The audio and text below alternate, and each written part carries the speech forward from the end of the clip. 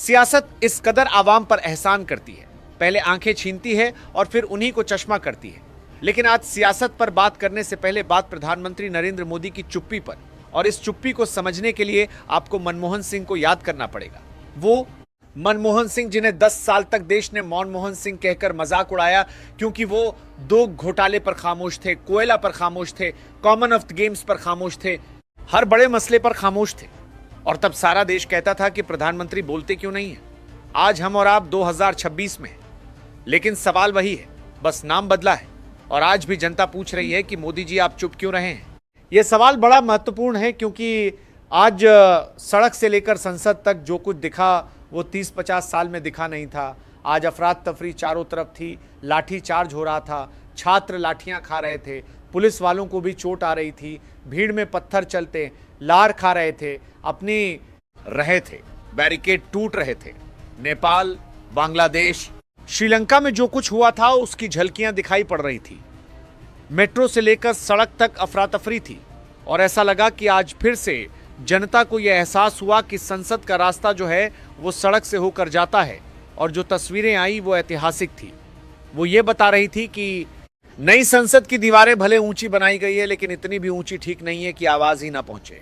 इमारत नई हो सकती है, लेकिन सवाल वही पुराना है कि जनता से संसद है, और संसद जनता से इतनी ऊंची ना हो जाए कि वह ना सुन पाए। और अगर नहीं सुन पा रहे तो फिर क्या शोर मचाना जरूरी है, और क्या वो शोर जानबूझकर नहीं सुना गया, या जानबूझकर अनसुना कर दिया गया, या वो आवाजें पहुंची नहीं क्योंकि सड़क पर गुस्सा था।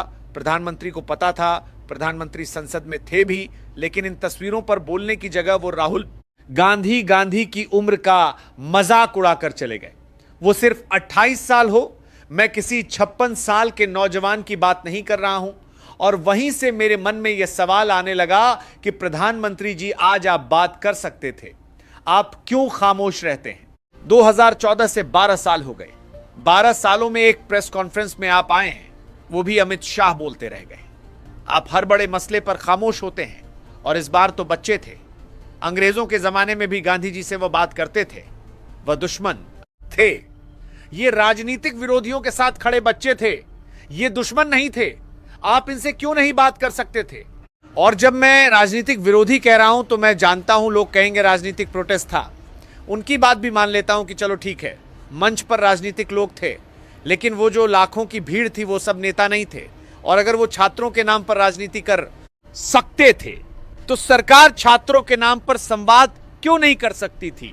पॉलिटिकल पार्टीज की मजबूरी होती है राजनीति करना, मान लेता हूं मैं वो कर रहे होंगे, लेकिन सरकार की जिम्मेदारी होती है डेमोक्रेसी में संवाद करने की, बात करने की। और जो ताकत आज नरेंद्र मोदी साहब की पुलिस ने बैरिकेड में झोंकी, क्या वो ताकत संवाद में नहीं लग सकती थी? और अगर लग जाती तो क्या हो जाता। एक मेज 2 कुर्सी इतना काफी था। आप खुद सोच कर देखिए, जितनी मेहनत सरकार ने लाठी का खर्चा उठाने में लगाई होगी, क्या वो लफ्जों के खर्चे से महंगी होती? लेकिन फिर भी लाठी चुनी गई। मैं फिर कह रहा हूं, आप में से कुछ लोग आओगे, कहोगे यार आरोप तो हर सरकार पर लगते।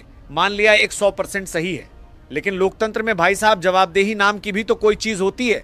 और खासतौर पर उस प्रधानमंत्री से जो सबसे ज्यादा संवाद करके सत्ता में आए, सबसे ज्यादा सवाल खड़े करके सत्ता में आए, जिन्हें जनता ने अपना प्रधानमंत्री मानकर ही वहां तक बैठाया, तीसरी बार तक पहुंचे हैं। क्या वो एक अपील नहीं कर सकते थे?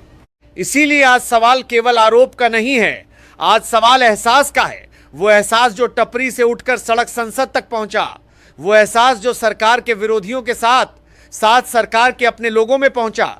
और आज हर कोई देश में पूछ रहा है कि मोदी जी बात तो करते हैं, वो एहसास करते हैं, वो ये की तरफ सकते थे ना आप। इसमें क्या ऐसा था? कितने सारे लोगों का खून बहा, कितने लोग चोटिल हुए, कितना नुकसान हुआ। बात करके 10 मिनट में ये सब सुलझाया जा सकता था। और जब बात नहीं हुई, चुप्पी हुई, तो आज इस चुप्पी को हम तोड़ेंगे। नमस्कार, मैं हूं शुभांकर मिश्रा, और आज का वीडियो बड़ा महत्वपूर्ण है, इसलिए हाथ जोड़ के आपसे विनती कर रहे हैं कि 2-4-5 मिनट मत देखिए, या तो अभी छोड़ दीजिए या बैठ के पूरा सुनिएगा, क्योंकि यह संवाद होना जरूरी है। और यह संवाद सरकार के आलोचकों और सरकार के समर्थकों दोनों को समझना जरूरी है। इसीलिए हम आपसे हाथ जोड़कर रिक्वेस्ट करते हैं कि आज प्लीज आप ये वीडियो पूरा सुनिएगा। और एक और गुजारिश कर रहे हैं कि जब देश इतना दिलेरी दिखा रहा है, हम इतनी दिलेरी दिखा रहे हैं और प्रधानमंत्री नरेंद्र मोदी जी की चुप्पी का हिसाब मांग रहे हैं, तो हमारे व्हाट्सएप चैनल से भी जुड़िएगा ताकि हम आप तक अपनी ये वीडियोस पहुंचा सकें और आप इसे देश में आगे बढ़ा सकें, ताकि ये संवाद बढ़े। यार, ये चुप्पी टूटनी चाहिए। मेरे व्हाट्सएप चैनल का लिंक मैंने डिस्क्रिप्शन में दे दिया है। आप जुड़ेंगे तो मेरी ताकत बढ़ेगी, हौसला अफजाई होगी। अब सीधे शुरुआत करते हैं। देखिए, शुरुआत में ही मैंने कहा था कि मान लेते हैं कि ये प्रोटेस्ट राजनीतिक है, क्योंकि लिस्ट फॉरवर्ड हो रही है। ट्विटर से लेकर इंस्टाग्राम, व्हाट्सएप पर कहा जा रहा है कि भीम आर्मी, आयशा, समाजवादी पार्टी, आम आदमी पार्टी और कुछ और लेफ्ट के संगठन जो हैं वो मिलकर सीजेपी की भीड़ में आ रहे हैं। मान लेते हैं हम यही सच है, मंच पर झंडे यही होंगे। यह भी मान लेते हैं किसी का मकसद अपना चेहरा चमकाना होगा, किसी को अपने राज्य में चुनाव जीतना होगा, किसी को अपने आप को रिवाइवल करना होगा। मान लिया। लेकिन अब एक सवाल हम आप लोगों से पूछते हैं, वो जो नीचे भीड़ थी, लाखों की भीड़, वो क्या थी? और आपको क्या लगता है इस देश के छात्र इतने बेवकूफ हैं? किसी पार्टी के एक फोन पर वो लाठी खाने पहुंच जाएंगे, अपना करियर बर्बाद करने पहुंच जाएंगे, आंसू गोवस के गोलों के सामने खड़े हो जाएंगे, हफ्ता भर जंतर मंतर पर बैठे रहेंगे। अरे भाई साहब, किराए की भीड़ शाम को घर लौट जाती है और जो बनी रहती है ना, वो दर्द वाली होती है। और दर्द किराए पर नहीं मिलता साहब। बहुत सारे वहां पर अभिभावक थे, बच्चे थे, छोटे छोटे बच्चे थे। आदमी अपना छोटा बच्चा लेकर क्यों आएगा? उन आंसुओं की रिहर्सल नहीं की गई है। प्रधानमंत्री मनमोहन सिंह तक आपको उदाहरण देते हैं।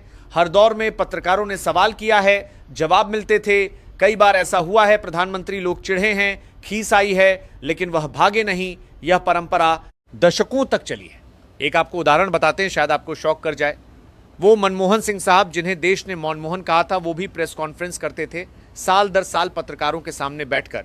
इनफैक्ट जाते जाते जनवरी 2014 में विदाई की प्रेस कॉन्फ्रेंस भी उन्होंने की थी, जहां पर 100 से ज्यादा पत्रकार थे, तीखे सवाल थे।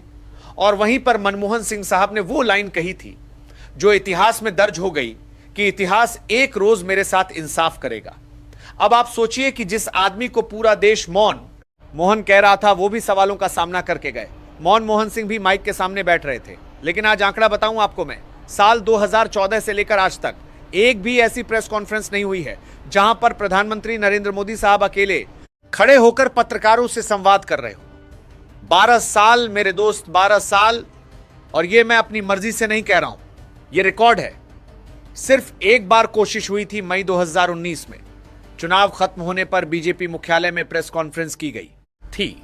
उस दिन मोदी जी मंच पर आए, पत्रकारों ने सवाल किया और जवाब जानते हैं किसने दिया? अमित शाह साहब ने मोदी जी जानते हैं क्या कहे? उस दिन उन्होंने कहा कि मैं पार्टी का अनुशासित सिपाही हूं, अध्यक्ष जवाब देंगे। यानी देश के प्रधानमंत्री सिर्फ एक बार प्रेस कॉन्फ्रेंस में बैठे और सवाल का जवाब बगल वाले को दिया। 12 साल में बस एक बार सीन है। अब कोई बोलेगा कि अरे मोदी जी तो इंटरव्यू देते हैं। बिल्कुल देते हैं, पर आपको मोदी जी के इंटरव्यूज के क्या क्लिप्स याद है?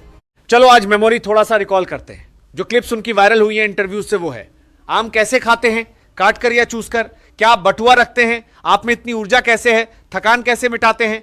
ये वो सवाल है जो ज्यादा वायरल हुए हैं। इन्हें सवाल कहेंगे आप डेमोक्रेसी में।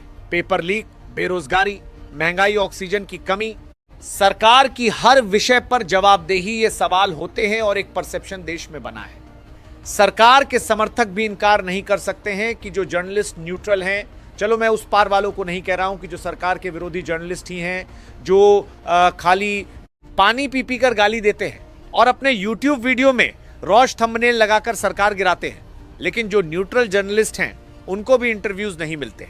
अब आप कहोगे मन की बात होती है, रैलियों में बात आती है, ट्वीट आते हैं। अरे भाई साहब, फर्क समझिए। मन की बात में सवाल चूड़ किए जा सकते हैं या अपने मन की बात होती है। कोई पूछता नहीं है, रैली में कोई पूछता नहीं है। ट्वीट एक तरफ सा संवाद है, बोला जा रहा है, लेकिन सिर्फ वहां पर जहां पर सवाल नहीं पूछ सकते। और यह संवाद नहीं है, यह भाषण है। संवाद दो तरफ होता है, एक बोले दूसरा पूछे, लेकिन आज सिर्फ एक तरफ से आवाज आती है। प्रधानमंत्री नरेंद्र मोदी साहब खामोश क्यों रहते हैं हर इंपॉर्टेंट विषय पर? यह सवाल केवल आज नीट को लेकर नहीं है, पिछले 10-12 सालों का पैटर्न है। और यह पैटर्न अब देश को परेशान कर रहा है कि मोदी जी चुप क्यों। आप याद कीजिए, मणिपुर महीनों जला, लंबा दौरा नहीं, लंबा संबोधन नहीं, वीडियोस वायरल होने पर संसद के बाहर कुछ सेकंड कोविड, आपको थाली बजाने का सीन याद होगा, लेकिन कोविड में जब दूसरी लहर आई थी, भाषण आए थे, ऑक्सीजन के सीधे सवाल पर सीधा जवाब कभी नहीं आया। और वो दौर बहुत टफ किसान आंदोलन, साल भर वो सीमा पर बैठे रहे। ऊपर से सीधी बातचीत महीनों बाद की गई। अग्निपथ, जब नौजवान सड़कों पर उतरे, मंत्री बोले प्रधानमंत्री नहीं आए। संसद में विपक्ष ने एक पर्टिकुलर बिजनेसमैन को लेकर बार बार सवाल पूछा। चलिए नाम ले लेते हैं। अंबानी अडानी को लेकर बार बार सवाल पूछा। प्रधानमंत्री जी ने कई बार जवाब दिए, लेकिन उन नामों पर एक शब्द नहीं दिया। पेपर लीक यह तो अब एक रोजमर्रा की जिंदगी का हिस्सा हो गया है। न्यू नॉर्मल, हर बार मंत्री हर बार एजेंसी, लेकिन प्रधानमंत्री कभी नहीं। जिस जंतर मंतर पर आज ये हंगामा हो रहा था, इसी जंतर मंतर पर 2023 में देश की बेटियां जो ओलंपिक मेडल जीतने वाली पहलवान थी, वो इसी जंतर मंतर पर महीनों बैठी थी। जब वो लड़कियां मेडल जीत कर आई थी तो ट्वीट हुए थे, फोटो खिंचाई गई थी, घर बुलाया गया था। और हर बार होता है, कोई भी क्रिकेट टीम जीत कर आती है, मोदी जी घर बुलाते हैं। लेकिन जब वो बेटियां इंसाफ मांगने सड़क पर बैठी तो चुप्पी।